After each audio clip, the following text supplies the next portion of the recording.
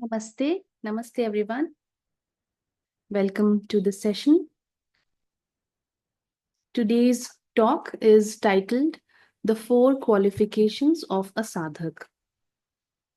Our guest speaker today is Mr. Narendra Murty, who is a former divisional manager in the life insurance industry with over 30 years of passionate study in various religions and philosophies, both Eastern and Western. He has authored several books, including Eating His Money, The Antics of a Metaphysical Clown, An Odyssey of the Mind, Journeys in the Modern Mindscape, The Religion of Wonder, and An Oak Tree in the Garden, Exploring the World of Zen. Currently, Mr. Murty serves as a research associate at Sri Aurobindo Society in Pondicherry and writes monthly for their online journal, Renaissance. Narendra sir, we welcome you once again to the YES platform. Thank you so much for joining us today. Look forward to an interesting session with you once again, sir. Over to you.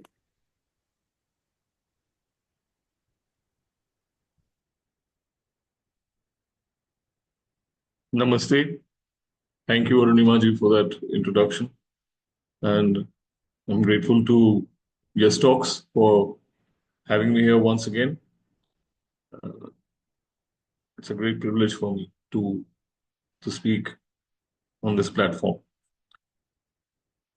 Today's subject is the four qualifications of a seeker or a sadhak. Now, I'm getting these four qualifications from Adi Shankara's, so it's supposed to be a spiritual masterpiece, Viveka Chudamani. Adi Shankara, as you know, he's one of the three great pillars of our Vedanta philosophy, along with Ramanuja and Madhava. So he represents the school of Advaita Vedanta. And he's most well known for his famous Shankara Bhashyas, the commentaries that he wrote on the Upanishads, 10 Upanishads mainly, the Gita and the Brahma Sutras. So Shankara is very well known for his bhashyas, commentaries. So if we really talk about the written body of work of Shankaracharya, his bhashyas are considered to be the most important by all the scholars. But apart from that, Shankara wrote this. You can say this is a scripture, Viveka Chudamani. It is his own composition. This is a big composition. It contains 580 verses. Viveka Chudamani is his own composition containing 580 verses, which kind of puts Advaita Vedanta in a nutshell. In these 580 verses, he has enumerated and explained all the important concepts of Vedanta, whether it is the five pranas or the five koshas or the gunas, or his own brand of Maya, Mayavad. All that he has put in these 580 verses. You can say it's an exposition of the Advaita Vedantic philosophy.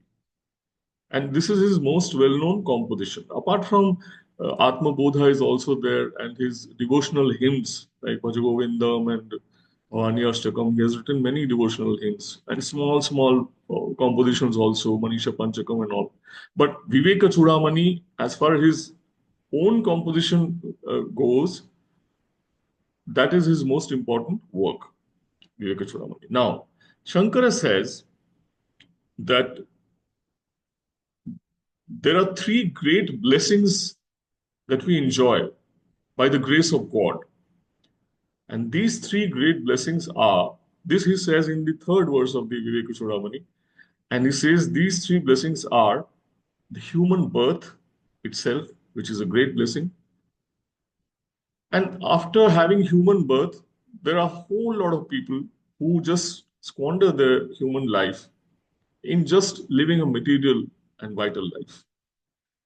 But the one who has awakened in him the desire for liberation he's again, that is the second blessing he has, the desire for liberation.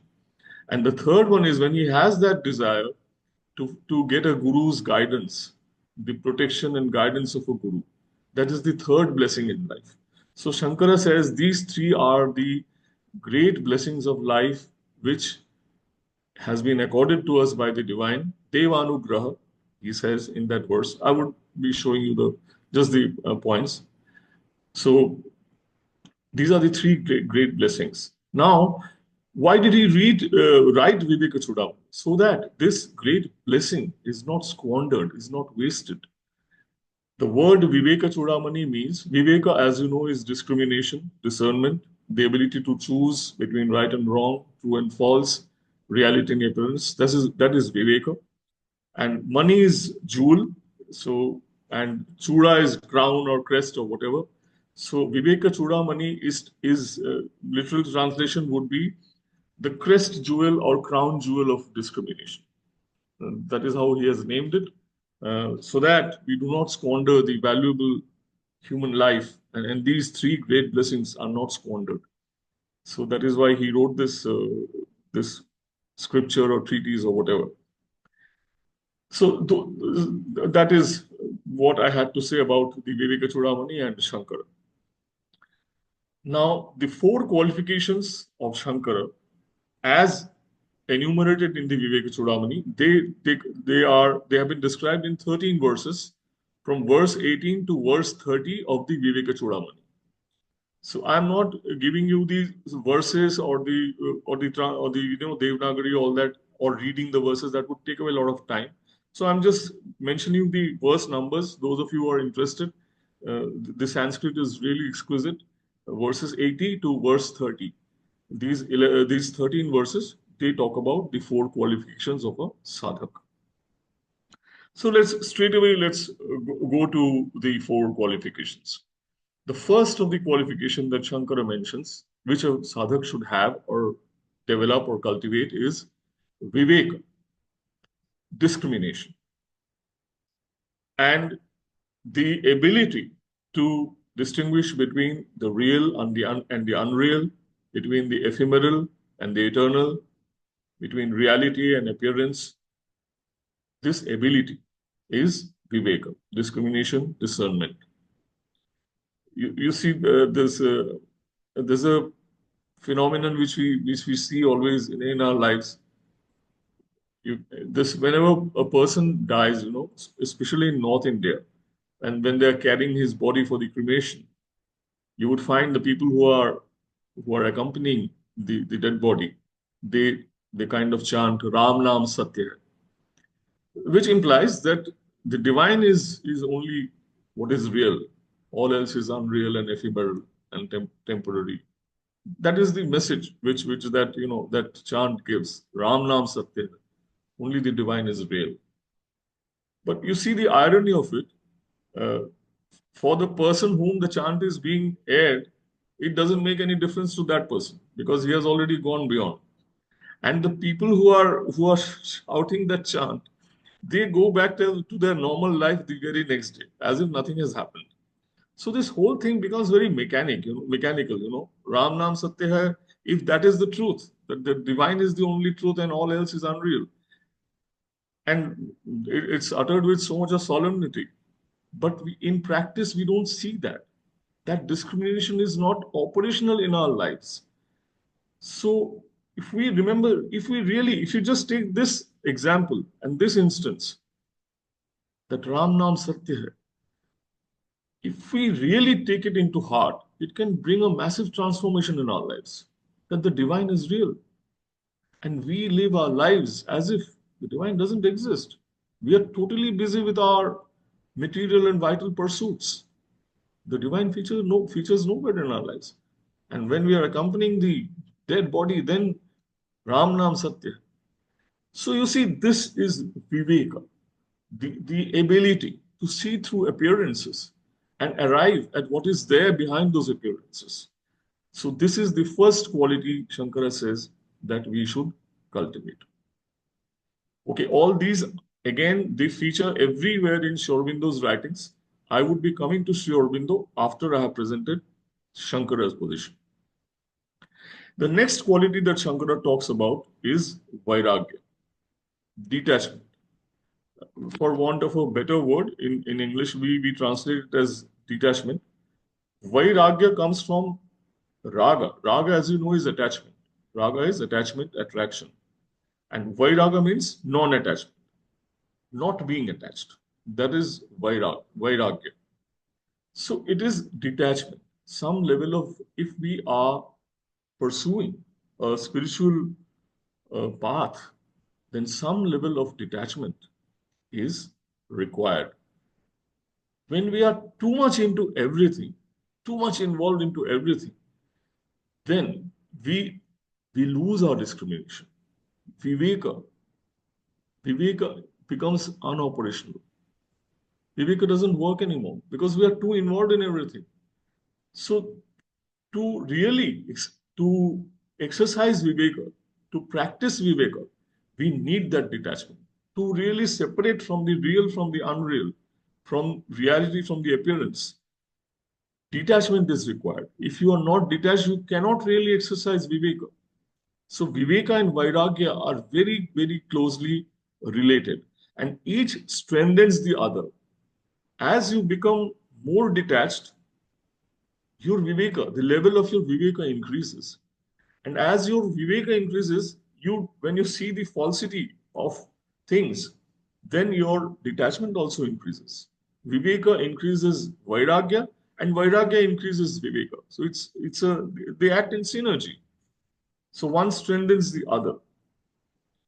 And you see why this insistence on vairagya, even in the Gita, it is so strongly emphasized. Nishkama, karma, and all that, to work with detachment. Why is it emphasized so much? Because we feel that whatever we are running after in this world, the things or the persons, they have an intrinsic value. We think that the thing itself has an intrinsic value. But if that was so, the same thing would give equal satisfaction and happiness to all human beings equally if it was something intrinsically valuable. But we find always in this life that the same thing which gives pleasure to someone gives pain to the other. If I am a smoker and if you're in the same room with me and you're a non-smoker, the thing that is giving me immense pleasure would cause great discomfort to you. The same object, this same logic applies to all the things of the world. What is pleasurable to someone may be painful to the other. So this whole thing is very subjective. There is nothing of intrinsic value in this world. That value is lent to it by our own subjectivity. And when we understand this, then this is a high state of viveka. Okay, is there anything that has an intrinsic value? Yes, the higher values, the divine itself, all these things have intrinsic value. They are not dependent on the subject. They are valuable in themselves. So that is the difference that we should keep in our minds, and that is why vairagya is emphasized everywhere in all our spiritual traditions. Now, after this viveka and vairagya, Shankara talks about six inner treasures. Shat Sampatti, he calls it Shat Sampatti. These are basically inner qualities, innate qualities that we have to develop. And the first of that is sama, samatvam, equality, as Sri Aurobindo calls it, and we also sometimes refer to it as equanimity of the mind, not being swayed by the dualities, by the polarities of life, kind of maintaining our mental poise. Like in the Gita, it says, Sukhe dukhe same kritva, labha labhu jaya jau. That is what the Lord says to Arjuna, that you have to fight, keeping sukhe dukhe, sorrow and happiness, sukhe dukhe same kritva, labha labho, profit and gain, profit and loss, all these things you set aside and you engage in the war. Tato yuddhaya yojasva. That is how you engage in the war without getting embroiled in the polarities and dualities of life. If we are always, like a pendulum, swaying from one end to the other by the winds of polarities, then we will lose our samatvam. That is what happened to Arjuna. He lost his samatvam. He lost his equanimity of the mind when faced with the enormous challenge of the Kurukshetra war. So samatvam is the quality, the first of the six inner treasures that Shankara talks about. Samatvam or equality. Sri Aurobindo gives tremendous importance to equality in his own writings. In the synthesis of yoga, in the section Yoga of Self Perfection, he devotes 3 chapters to equality. And in essays on the Gita, he devotes 2 chapters to samatva. So you see, all these are whatever we are talking about. They are all covered in Sri Aurobindo's system. The samatvam, Sri Aurobindo gives tremendous importance to that, both in synthesis of yoga as well as essays on the Gita. Equanimity of the mind. The next inner treasure that Shankara talks about is Dhamma. Dhamma is basically control of the senses. If we do not have a certain amount of control over the storm of our senses, then equanimity of the mind is not possible. We will not have samatva. If the senses, they're wild, they're like wild horses, like the Kathopanishad says, that they're like wild horses. So if we do not control the wild horses of our senses, then the possibility of having samatvam does not arise. So Dhamma is also insisted, control of the senses. And in one particular verse, verse 76 of the Viveka Chudamani, Shankara gives a wonderful example of 5 animals where each animal gets destroyed by a certain attachment to a certain sense. For example, he gives the example of a moth. The moth, because it sees that bright light, the sense of sight, sees that bright light and is straight away it walks into the fire and gets burned. Then he talks about the fish. You see, fish that always it's trying to nibble at something, and that is how it gets trapped by the hook of the angler. The always the ship is that is the sense of the taste. So always trying to mouth something. So that is how the fish gets trapped. And then he gives the example of the touch. He says that he gives the example that elephants usually are very alert when they are moving around. But in the mating season, the elephants they get a lot of pleasure rubbing against each other's bodies. And when they do that, they become uh, they lose their alertness and fall into the ditches and the traps laid by the hunters.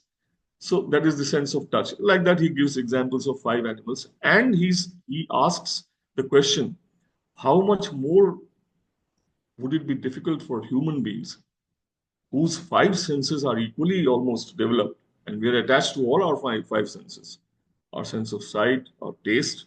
Just imagine the epidemic of obesity that is there in all over the world. That's because the sense of taste, we do not have any control over our eating. So that is what he says. The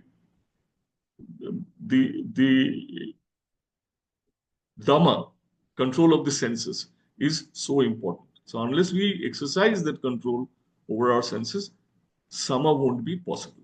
So Sama, Dhamma, they go together. Then he talks about Uparati. Uparati is a word that Shankara uses, but in yogic terminology, it can be called Pratyahara. Yoga Sutra in the Patanjali Yoga Sutras, Patanjali calls it Pratyahara, withdrawal. Basically, it's a withdrawn state of the mind. If you are a sadhak, you have to have a certain amount of withdrawal from the things of the world. That withdrawal is necessary. If you're too involved and consumed by the outward action, then sadhana won't be possible. So withdrawal. What Patanjali calls pratyahara, Shankara calls uparati. It is kind of an inner stability. Even you see in scientific research and study, any serious activity of the mind you take, for example, arts or doing scientific research, anything that requires uparati, withdrawal from the world. Only then you can really create and go deep into something. To go deep into something, you require withdrawal, you require uparati. This particular word, uparati and pratyahara, Sri Aurobindo calls it udasinata. In the record of yoga, he uses that word, udasinata. And he uses a beautiful way to describe it. Sri Aurobindo calls it being seated above. That is how he explains the word udasinata. Though udasinata, it can be translated as indifference, but Sri Aurobindo gives this particular turn to that word, being seated above. And he demonstrated this in his own life in a particular instance, which I found very fascinating. When I was reading Ilion, Sri Aurobindo's poem, which is written on the theme of the Trojan War, it describes the last day of Troy. It begins from the morning and what happens during the day. For many reasons, he did not finish that work. Still, it's a poem of 5,000 words written in quantitative hexameter. He was writing Ilion sitting in Alipur jail. You see, here's a person who could be hanged by the British government, and whether he would be, convicted and all that, all those things should be in a person's mind when he's in a jail and in that kind of a situation. And Sri Aurobindo, sitting in Alipur, he's writing about the Trojan War, and it's one of my favorite poems. And see, this is what udasinata, this uparati, this kind of withdrawal, inner withdrawal, not at all concerned with Alipur. He's concerned with Troy and the last day of the Trojan War and about Achilles and Hector and Priam. He's describing all those situations. The Trojans, they are debating amongst themselves whether they should surrender or whether they should fight, and all those debates are going on inside the walls of Troy. I mean, what level of being seated above udasinata. So this is what is being demanded, a withdrawn state of mind, uparati. He calls it uparati. Sri Aurobindo calls it udasinata. Next comes titiksha. Titiksha is actually, to put it simply, it is endurance, the ability to digest the various experiences of life. Life throws up lot many unpleasantness and frictions. So all those irritants. So the ability to receive and digest them and to not be perturbed by all that. It means both physical as well as mental endurance.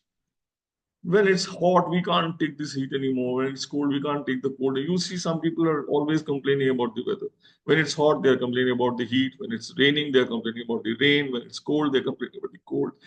Seasons are going to change and weather is going to become uncomfortable at times. So you just have to take it as it is. This is the plan of God. So you see all this all the time cribbing and complaining. So this shows lack of physical titiksha.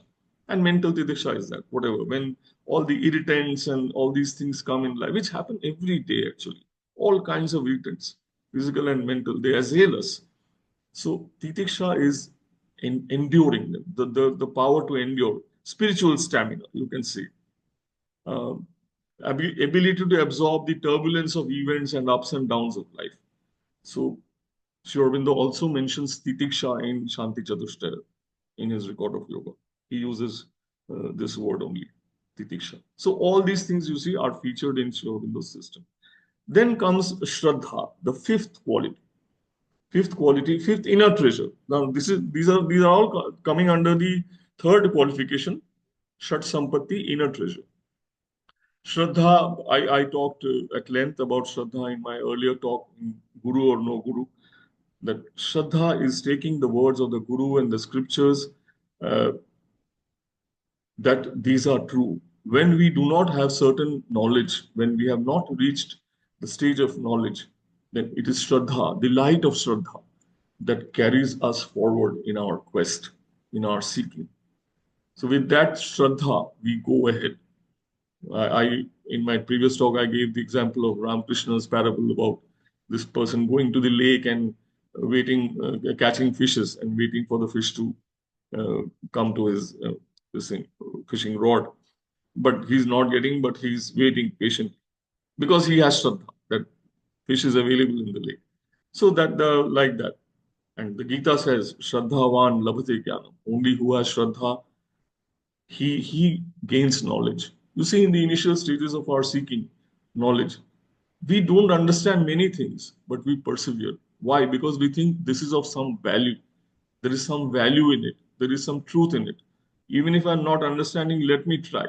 That is Shraddha that takes us forward. You can call it, it has also been called Astikya Buddhi. Shraddha has been called Astikya Buddhi. That means the positive attitude oriented reason, not negative reason that, oh, this is not working, this doesn't work. Not that, but the positive, attitude. No, this has to work. I have faith in the words of the Guru. I have faith in the words of the scriptures. So that is the Astikya Buddhi. And as our faith is, that is how we become. Like the Gita says, Yo yat shraddha sa eva sah. So our faith, what we are, is it depends totally on the kind of faith we have. The higher our faith, the higher our shraddha, the higher is our progress. So shraddha is an extremely important ingredient of seeking of all sadhaks. And the last quality of the in the six inner treasures, the last quality is samadhana. Samadhana, you can say it's the tranquility of the mind.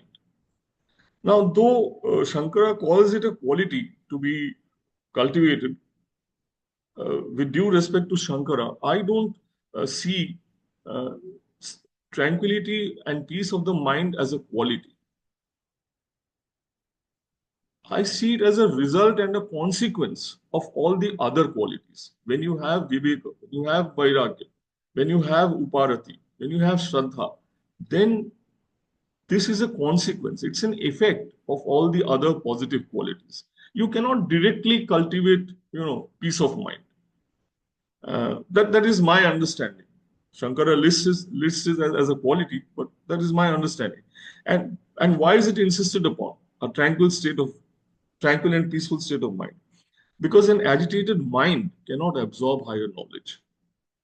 We are talking about a subtle knowledge not of the gross world, but the subtle world. And that requires a settled mind, samatvam. That requires samatvam, a settled mind. So an agitated mind cannot arrive at that knowledge. That is why tranquility is insisted upon. Now, so it's not a quality; it's the result. That is my understanding, uh, my submission that it's the result of the other positive qualities. Now, I'll just cite a small uh, story, which a Zen story, which is there in my book on Zen about this Zen master. He was accused. There was a family living close to him. His name is Hakuin, the Zen master Hakuin. There was a family who was living close to him, and they had a teenage daughter. And one day, this daughter gets pregnant.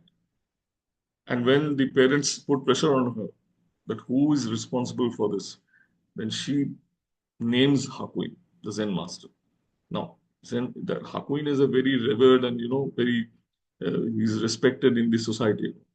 So immediately the parents get very angry. And you see, whenever in cases like this, when an older man is involved and a young innocent girl, the blame always falls on the man. He's immediately branded a villain and all that. So they go to him and they accuse him. How could you do this to our innocent child? This and that. He simply listens to all these accusations and he just smiles and he says, "Is that so?"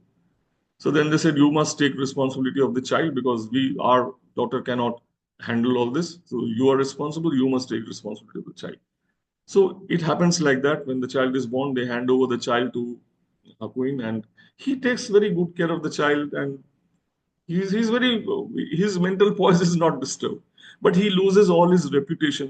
People used to worship him and respect him. All that respect and worship is gone. People are abusing him left, right, and center. He's such a debauched old man and all that. He's not perturbed. He's just taking good care of the child. And then after a while, the young girl kind of confesses to her parents that no, he's not responsible.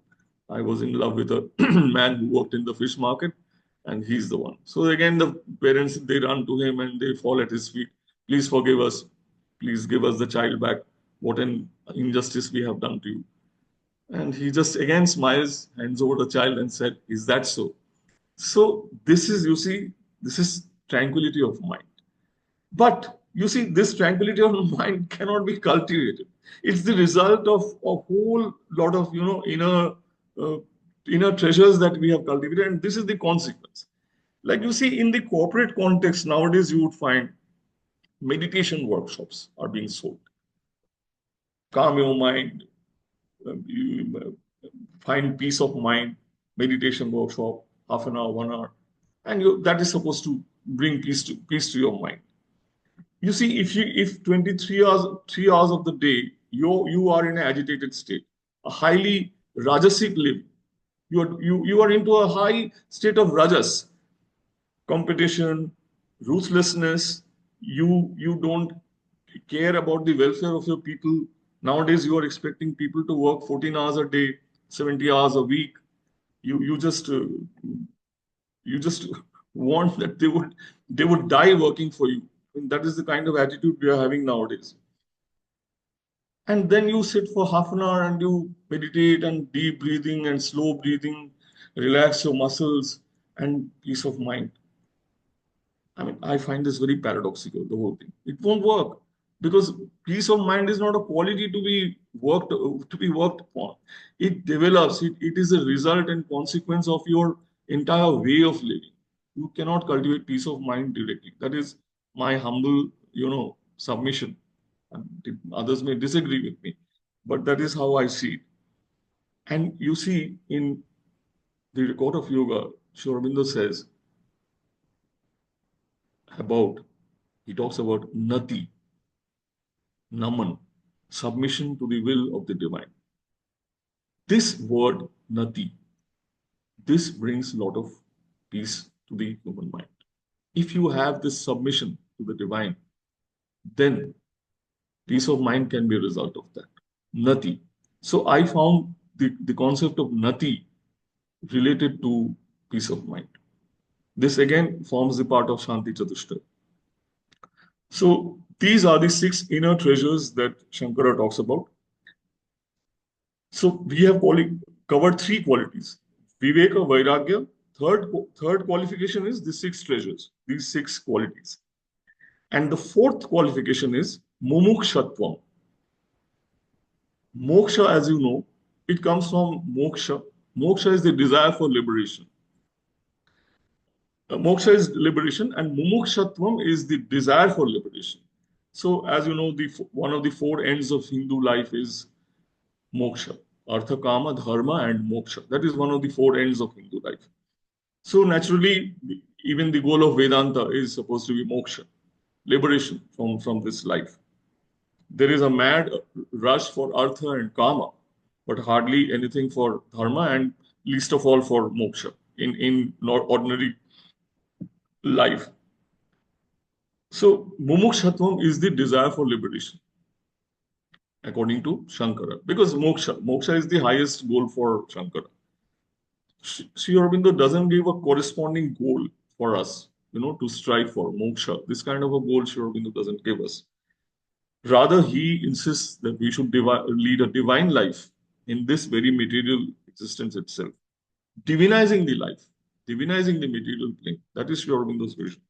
So Sri Aurobindo doesn't talk about moksha. In Savitri, in book 11, after Savitri has defeated the Lord of Death, she is offered by the divine itself a blissful life in heaven with Satyavan, everlasting day, that the book of everlasting day. Forever blissful, forever peaceful, nothing wrong, everything is fine. Heaven, in other words, heaven. You could call that moksha. But you see, Savitri refuses. She refuses that offer. And she chooses the earth for her work. So, and in Sri Aurobindo's vision, moksha is not the end because Sri Aurobindo doesn't think the human being is the final term of existence, of evolution. Like he said famously, man is a transitional being. Man has to evolve further from man to supermind, and the descent of the supramental and all that, all those things are there. I'm not going to that. But man, as he is now, is not complete in Sri Aurobindo's vision. He has to evolve further, manifest the supramental. So that the question of moksha, that is why it does not arise in Sri Aurobindo's vision. So these are the differences between Shankara and Sri Aurobindo. And before I will take a short look at the four aids of Sri Aurobindo and compare that with Shankara's four qualifications. But before I do that, I would just a quick recap of Shankara's four qualifications.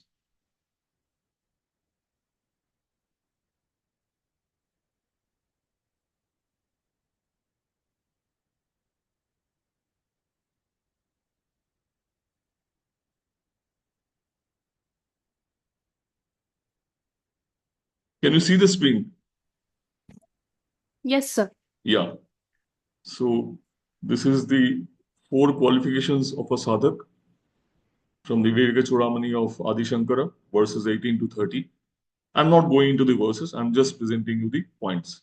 Now, the three great blessings that Shankara talks about in verse 3.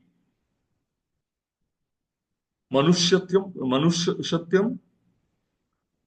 human birth, mumukshatvam, desire for liberation, and Mahapurusha Samstraya, protection and guidance of a sage. If we have found these three things in life, then this is the grace of God, Devanugraha.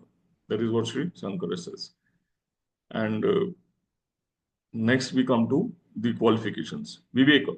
Now I am here using the definitions of Sri Aurobindo. It, it is Viveka that helps us to distinguish truth from error, right from wrongdoing, just feeling from false and selfish emotions. And Vairagya, there has to be a complete cessation of desire and attachment, Vairagya, a strong resort to impersonal solitude, a constant union with the inmost self by meditation is demanded of the seeker. Renunciation of raga as also of its opposite, dvesha. That means being away from both the dualities. Raga, dvesha, being free of it. That is vairagya. This is a quote from Essays on the Gita. And next we come to the six inner treasures. Sama, equality, equanimity of the mind. Dhamma, control of the senses. Verse 76 gives that example of those five animals being attached to each of their senses and how it brings about their destruction. That's a good verse. So I have given you the number for those of you who are interested. Uparati is inner withdrawal, what Sri Aurobindo calls udasinata. Titiksha is endurance, physical and mental, fortitude. Shraddha is faith, for want of a better word. And samadhan is tranquility of the mind. And mumukshatva is the desire for moksha. It can also be seen as liberation from the bonds of the ego rather than a desire to be liberated from the world itself. So, not an escape from the world. That is not our motivation. Our motivation is to be desired from the bonds of the to be liberated from the bonds of the ego. Now, before I go to the four aids of Sri Aurobindo, just a word about that and how it compares, or these two are similar and how they are dissimilar, how they are different. You see, Shankara's four qualifications, I call it the micro view of sadhana, the qualities that a sadhak should develop for his sadhana. And he gives a micro picture, qualities that a sadhak should develop. In the four aids, Sri Aurobindo, he gives a macro view of sadhana, which not only contains what Adi Shankara has given, but it gives much more than that. For example, the first aid in Sri Aurobindo's system, this is in Synthesis of Yoga, the four aids, Shastra. You see, there Shankara doesn't talk about Shastra or scripture or the source of knowledge. He just talks about the qualities to be developed. So we get this knowledge from Shastra. I will not go into the details of the four aids because that would require a talk in itself. It's the word of truth. Now, this word of truth, Sri Aurobindo says, it's there inside. All knowledge is revealed knowledge. All teaching is a revealing. It's a becoming and an unfolding. No one can be taught anything. That is what Sri Aurobindo's stand on Shastra. Because the proof lies in the fact that when the same Shastra is being read by different readers, they have different levels of comprehension. They do not understand it equally. Why? Because the person who understands it more, his inner unfoldment is more compared to the one who is having difficulty in understanding the scripture. So basically, it's an inner revealing and an unfolding. That is what Sri Aurobindo says about Shastra. Yes, we do require books and scriptures, but when we do that, when we read, say even the books of Sri Aurobindo, it gives us suggestions and it gives us knowledge which stimulates what is there inside. And that is how we respond differently to his writings. Different sadhaks respond differently to his writings. So it stimulates us. It gives this suggestion to the knowledge that is already inside us. Next is Utsaha. You see, I think Shankara's four qualifications, they come under Utsaha. Utsaha is the zeal of the sadhaka.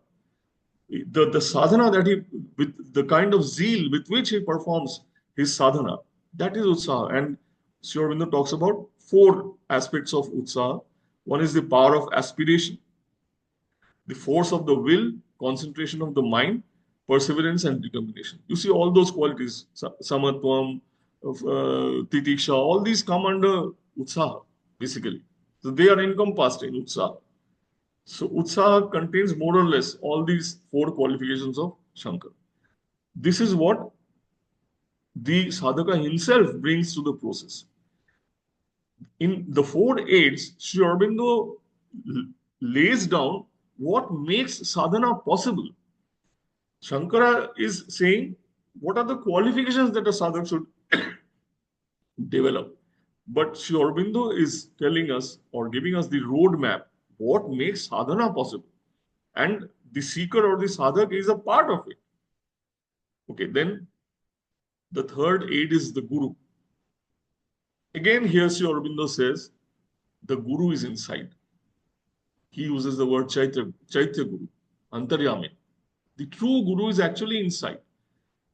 But you see, we do not have the subtlety or the the sophistication of our understanding to listen to the inner guru. That is why we require an outer guru, like it happened in the case of Eklavya. Eklavya, it was an inner unfoldment. It was an expression of his inner knowledge, but he required an outward symbol, and that is why he created that image of Dronacharya. And because he required that inspiration, an outer, an outer source of inspiration, light, to which he could, direct his Shraddha. So that is why we require gurus in the outside world. And the guru, of course, teaches us through, Sri Aurobindo tells us, through three methods: teaching, example, and influence.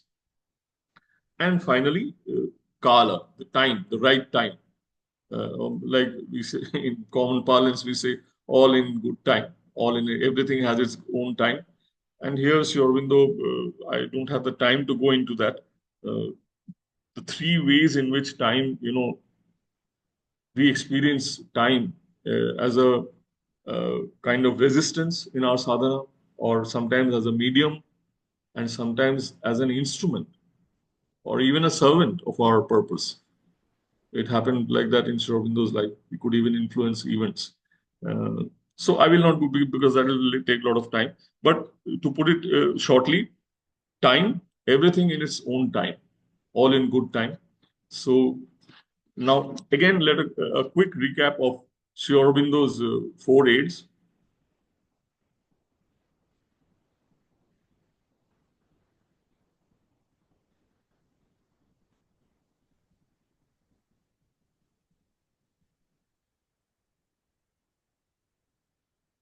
The four aids from the synthesis of yoga of Sri Aurobindo. Shastra, nothing can be taught to the mind which is not already concealed as potential knowledge in the unfolding soul of the creature. All teaching is a revealing, all becoming is an unfolding. Utsaha, power of aspiration of the heart, force of the will, concentration of the mind, perseverance and determination are the measure of that intensity. So all the four qualifications basically come under Utsaha. The Guru, the inner guide, Chaitya Guru or Antaryami, as Sri Aurobindo calls him. The external Guru uses the teaching, example, and influence to work his magic.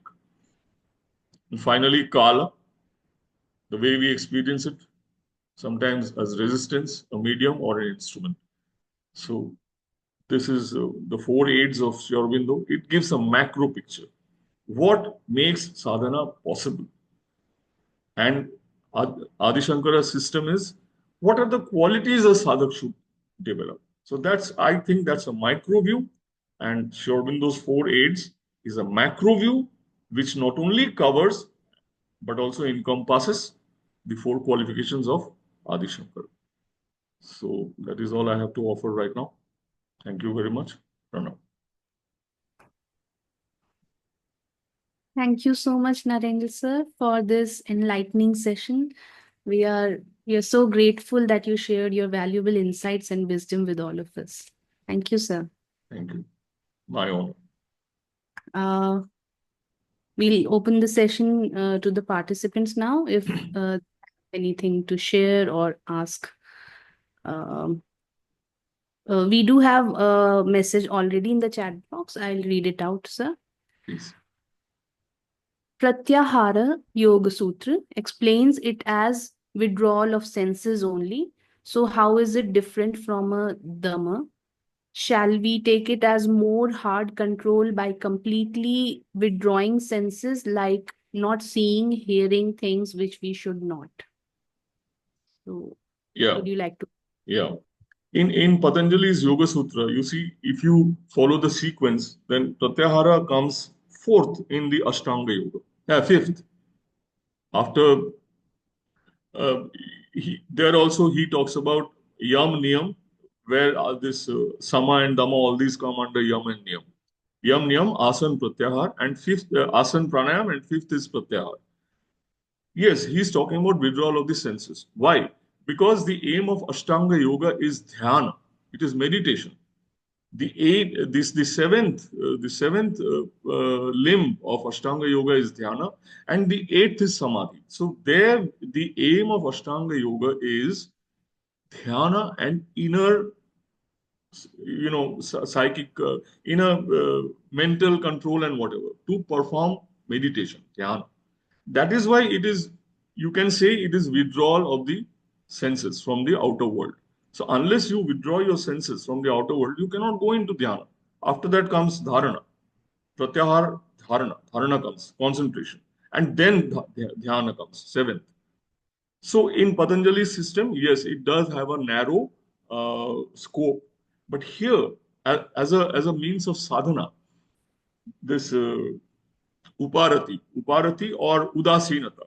You see, if we take that example, Sri Aurobindo writing Ilion, sitting in Alipur jail, he was in the outside world. He was sitting in his jail and he was writing, and events were happening. He was taking his meals and he was going for his walks outside the cell. All that was happening, but he was in a state of mental withdrawal from the world itself, not just from the senses. He was alive and he was performing his outward actions in the outer world, but in a state of inner withdrawal of the mind. So here, uparati or udasinata is withdrawal of the mind from the activities of the world, not just the senses. Senses, of course, but you see, if it's totally control of the senses, how will he write? his eyes are open and he's writing, his mind is working, but it's an inner withdrawal from the outward world. He is writing Ilion sitting in Alipur. He's actually mentally in Troy, 3,000 years back. He has gone back in time and he's writing that. So that withdrawal. So there's a subtle difference between Pratyahara of Patanjali and the Uparati or Udasinata of this in the path of sadhana that we are talking about. Yeah. Thank you, sir. Participants, if anyone wants to share something or ask something, please go ahead. You can raise your hand, unmute yourself and No, speak whether up. he is satisfied with my response or he can continue to ask me. Yes, Tarunji, please go ahead. You have Yes, raised the hand. yeah, yes, sir. Thank you. Yeah, it has. You have answered that it is withdrawal of Thank the you. mind, not the Yes, senses. yes. So I have understood.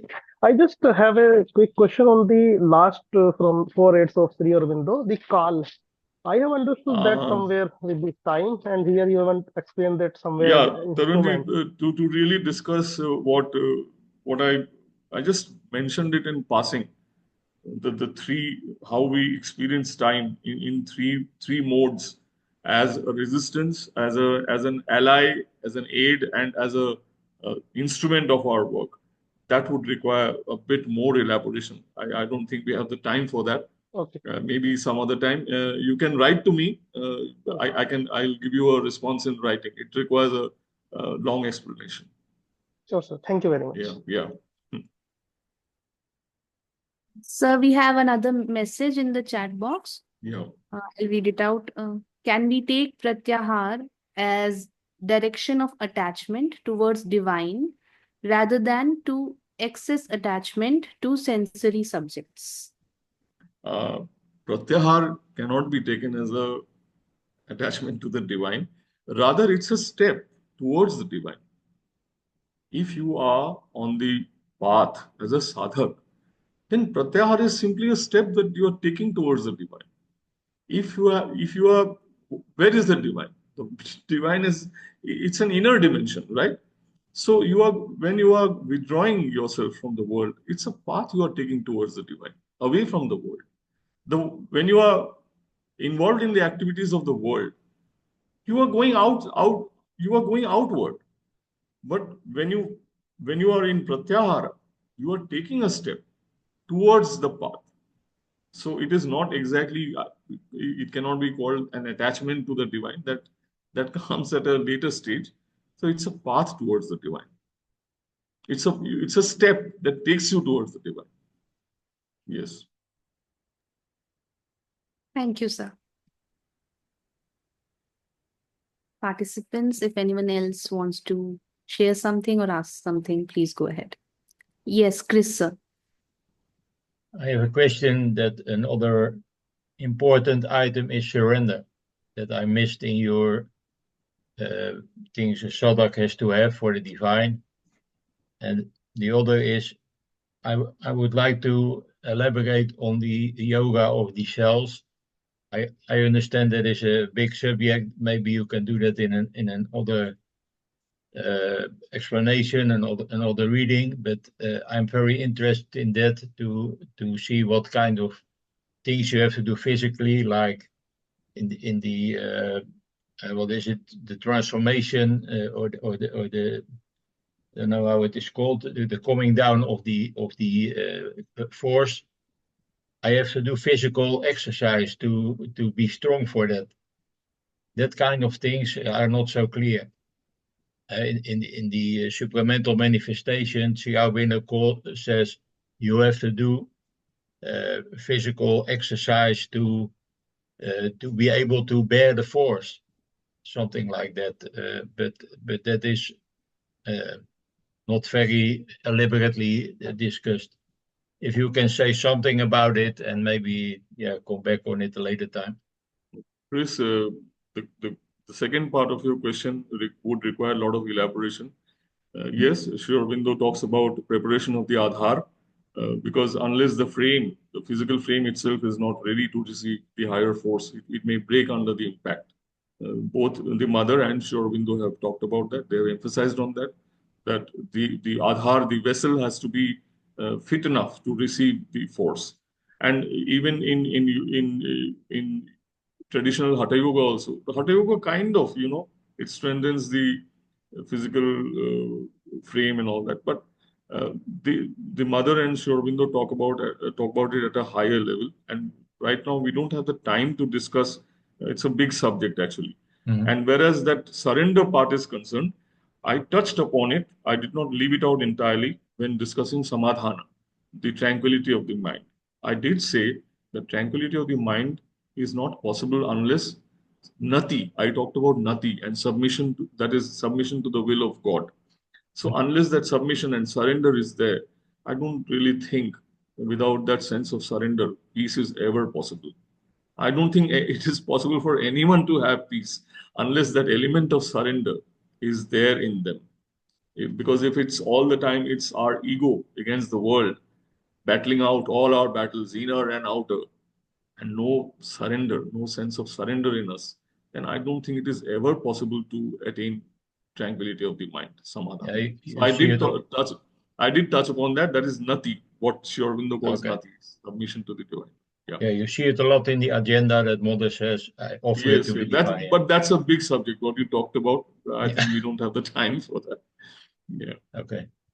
Thank you. I'm honored. Thank you, sir. Karen says, thank you for this very inspiring and encouraging teaching. As a householder, these reminders are so important. Thank you again. Participants? I would say one thing. Shankara's four qualifications. They're a quick, you can say an aid to memory of what we should have in mind. Viveka, Vairagya, they are so basic to our spiritual sadhana. Having them quickly in our minds, okay, Sama, Dhamma, all these, so they are very important, easy to remember and all that. Whereas the four aids, it's very subtle. You have to go deep into it. When he talks about Shastra, insight, knowledge is itself unsmart. So those concepts are much more subtle and at a higher level. Whereas Shankara's concepts are very simple to understand. Sama, Dhamma, Viveka, Vairagya, easy to understand. And when I talk of like Kala, I just had to leave out that discussion because they go at a very much more subtle and deeper level. That's how Sri Aurobindo writes, and that's how he can't do anything about it. So we have to rise to that level. But Shankara's thing, easy to understand, easy to remember, easy to keep in mind, helpful, very helpful. Yeah. Dr. Bijlani, sir, I request you to share your thoughts, please.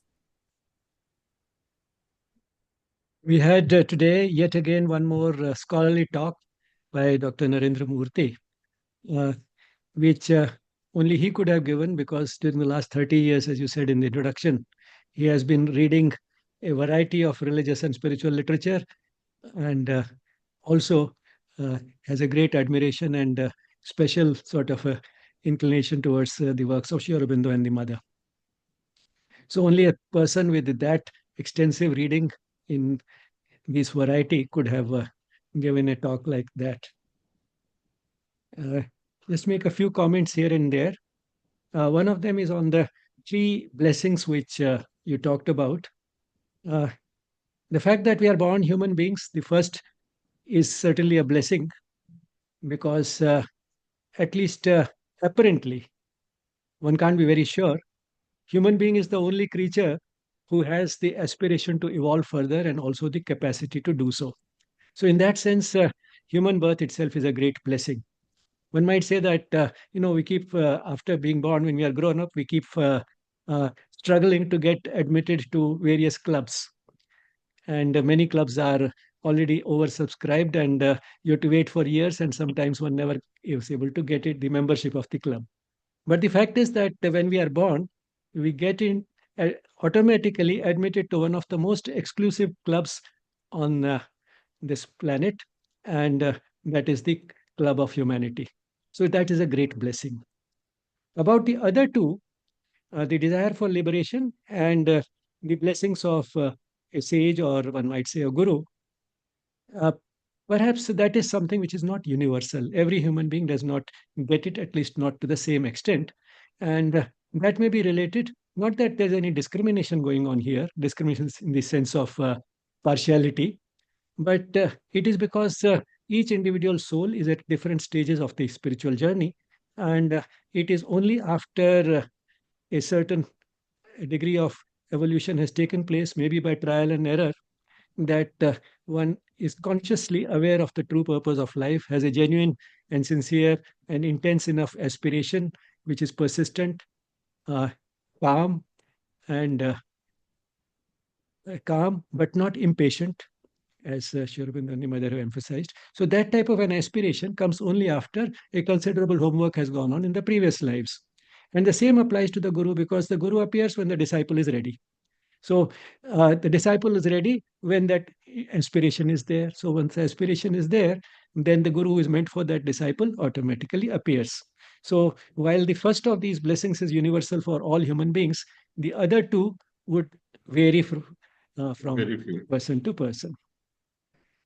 Another thing about vairagya is non-attachment or detachment.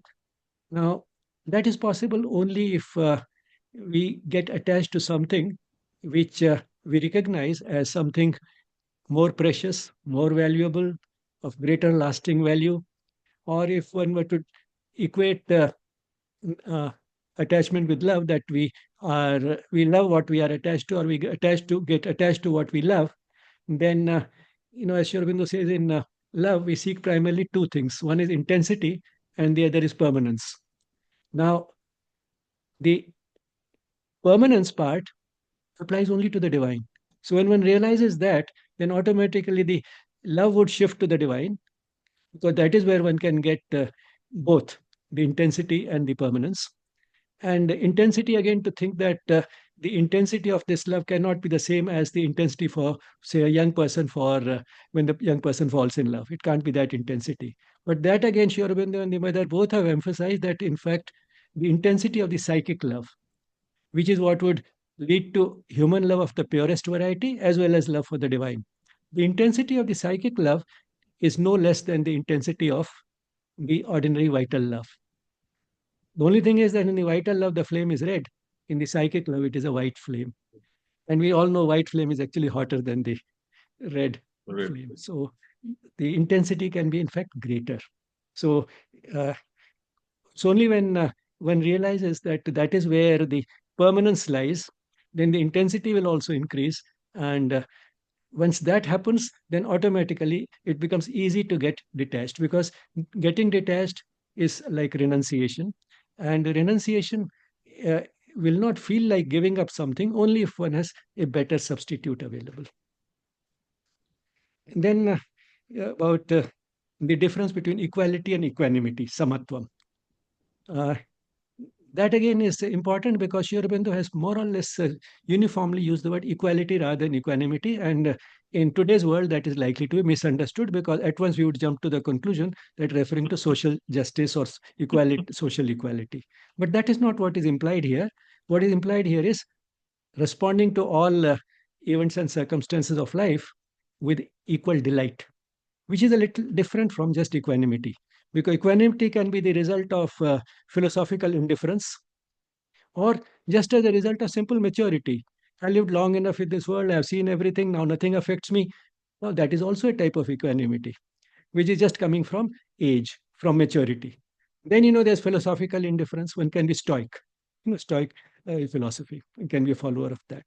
Now, it can be philosophical indifference, but accepting everything with equal delight goes beyond that.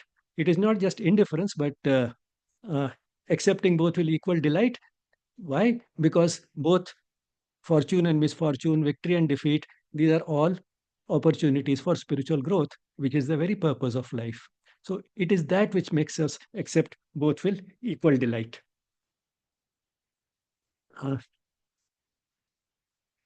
Now, this desire for liberation comes actually at two places, in the blessings and also in the qualities. You said mumukshatva, the desire for liberation. Now, this underlines its importance, and certainly, unless that starting aspiration is there, the rest of the sadhana is naturally not going to follow. And but then liberation from what? Liberation from naturally a bondage. Now, the traditional Shankarite, or at least interpretation of Shankara, has been that it is liberation from the bondage of life and death, which means we escape once from this world when we die, and then we never have to return again. Now, that has been the idea. Whereas Sri Aurobindo's idea, as is pointed out, has not been that. He has also emphasized liberation, but liberation from ignorance. Liberation from ignorance, from which follows the illusion of the ego, and the all the things which arise from the ego, the desires, and etc., etc. So it is the liberation from that. And what would that liberation mean and come to? What it would mean is that our happiness would no longer be dependent on external circumstances. Now, once that happens, then that itself is overcoming a great dependence. And overcoming any type of dependence is a type of freedom. Because then you're not dependent upon people, you're not dependent upon things, you're not dependent upon a set of circumstances for your happiness. Once that has been realized, then naturally that liberation has come, and that itself is liberation. And what is tempting about this liberation is that we are getting it in this life, in this very world, instead of having to depend upon death to give us that liberation in some other world. So that is the beauty of this liberation. And therefore, the idea of moksha changes completely when we look at in Sri Aurobindo's and the mother's way of looking at these things. And in fact, I think Sri Aurobindo has gone to the extent of saying that even if a person has reached a level of spiritual evolution, when returning to this world is not a necessity, still the person may choose to come back to this world, and choose to come back this world so that he can guide others. And also, there is a great bliss that a person would experience because he's engaging with the world from a higher plane. And therefore, he can be in an ananda and just smile and get amused by all what the drama that is going on in the world. So that itself will be an experience which he'll get only in this world and not elsewhere. So, Rameshji, I would like to ask you something. yes. Here you see Shankara talks about samadhan, or tranquility of the mind, as a quality to be cultivated. Whereas it is my understanding that tranquility of the mind cannot be cultivated in that manner. That is how I understood and how I experienced. What do you have to say about that? Shankara saying that it's a quality to be cultivated, and my own experience that it cannot be cultivated as a quality in itself. What do you think about that? Well, I would look at tranquility and equality or equanimity as closely related. One would sort of be associated with the other, and it will be difficult to say what comes first. Probably, if one looks upon equanimity as or equality as one of the results of the sadhana, then as equality grows, tranquility will also grow. Thank you.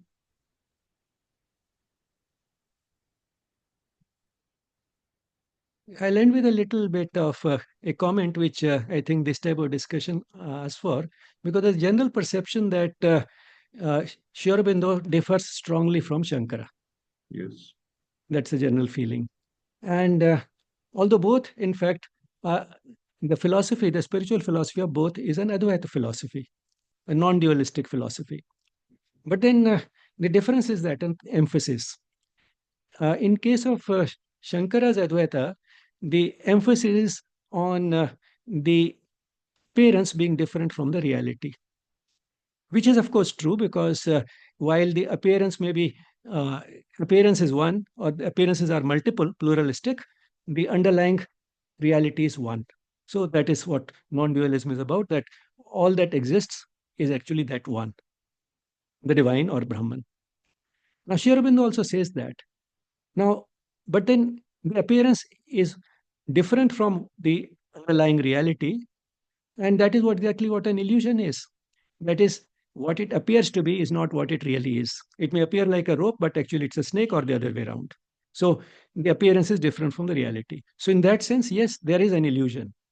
But then this has been perhaps carried a little too far by the by those who have studied Shankara and followed him. Because Shankara doesn't say that the world is unreal or false. What he says is Brahma Satya Jagat Mithya. Now, Mithya is not the same as Asatya. Mithya is an illusion because the appearance is different from the reality. But then doesn't mean that while The rope is the real. The appearance rope is real. lasts, while the appearance lasts, it is not unreal.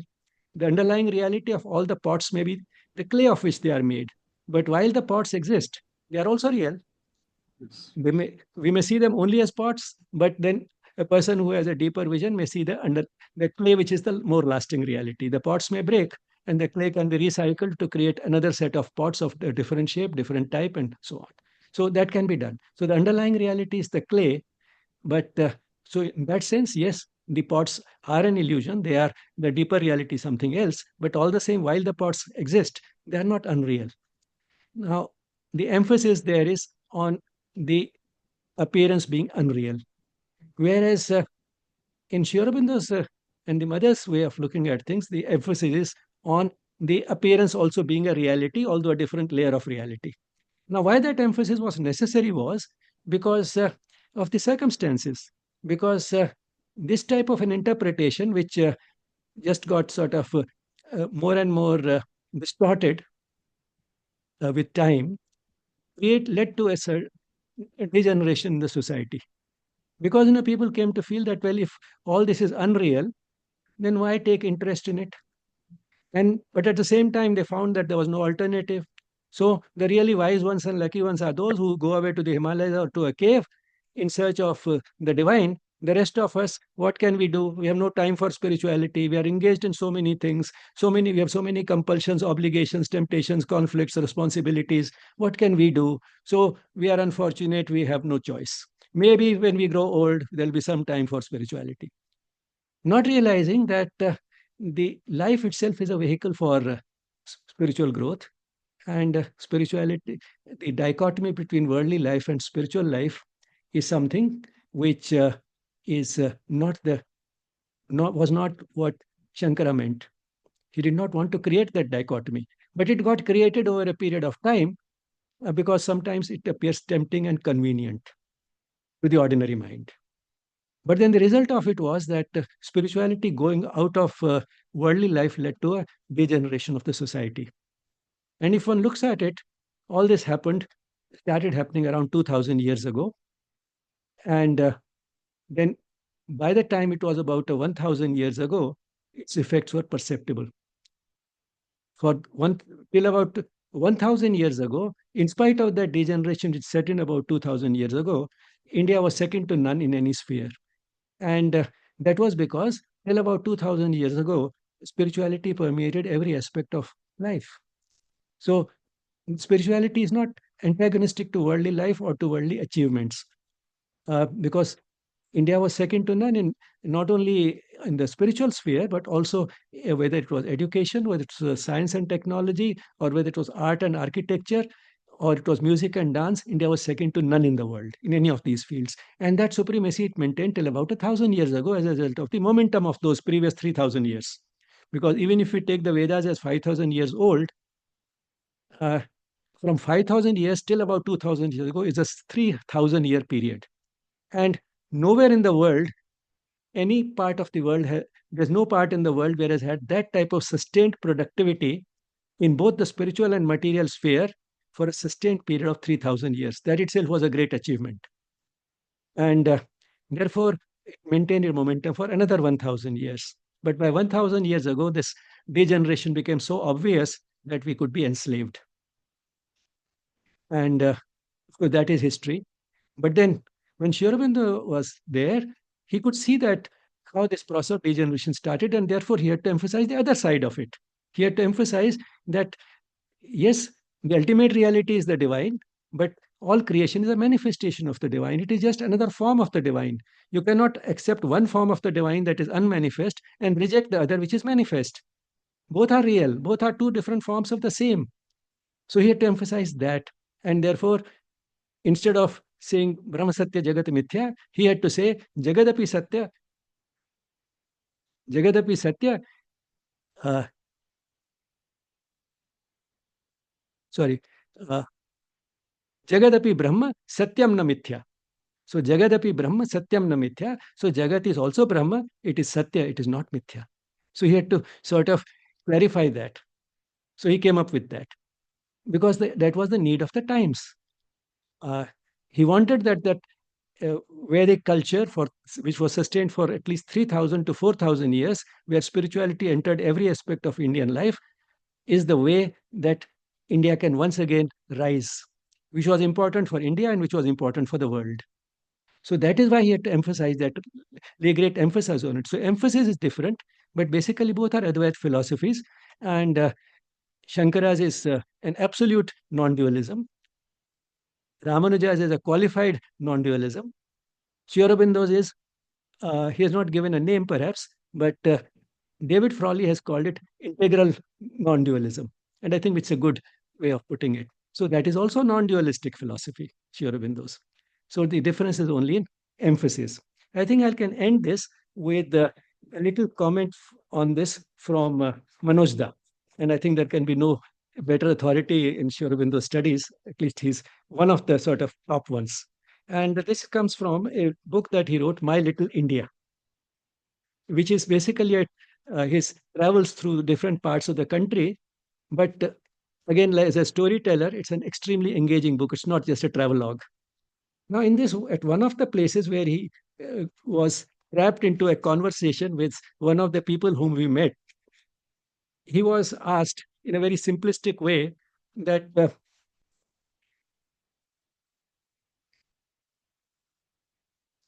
does Sri Aurobindo agree with Shankara? Simple question. So Manoj Da said, no. No, then how then do you as a student of Sri Aurobindo approve Shankara? Now, then this forced Manoj Da to give a little longer answer, and I'll read that out. Sri Aurobindo's survey of human quest is as vast as the Himalayas. He sees a relative truth in every doctrine. What you believe now, at the present state of your consciousness, is true for you at the moment. Tomorrow it may change. Even Shankara, I am afraid, was vaster than your concept of him. Shankara probably did not denounce the world as Maya out of your kind of despair or disgust, probably due to your unfulfilled or half fulfilled ambitions in an otherwise eventful and brave career. He had a qualitatively different perception.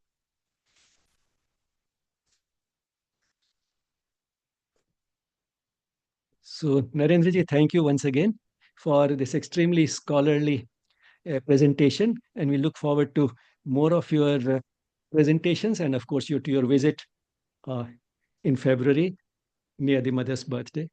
Thank you, Rameshji. Thank you. Thank To you. your talks. Thank you very much. To your talks. Thank you. Thank you, Dr. Bijlani, for your valuable comments. Belu ma'am, would you like to share your thoughts, please? Just one vision that kept coming to my mind as I was listening to you, Ramesh ji. So, people say there is a cherry on the cake, but I think what you did was put a whole cherry tiered cake on top of the cake that Narendra ji served us. So thank you so much for making the, one single cake into a multi-tiered cake. Thank you. I really admired and appreciated all your insights into, explaining some of the subtle points that Narendra ji was sharing, and then adding the last bit about, how Shankara and Sri Aurobindo come together or not. I think I've also come across a phrase, realistic Advait, in one of the explanations as to Sri Aurobindo's Advait. It's the realistic Advait. So that's another way to understand how they can come together in some way. So thank you so much. Even if I may add just one point, that even Shankara's own life doesn't really demonstrate the fact that Jagat is mithya, because he was a great karma yogi. The establishment of the four mathas and commenting in all these scriptures. What's the point if the whole world is mithya?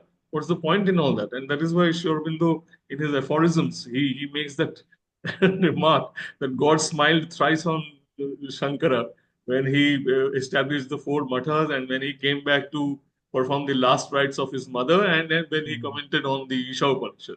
Because the Isha Upanishad, in its very first sloka, emphasizes that the world itself is divine.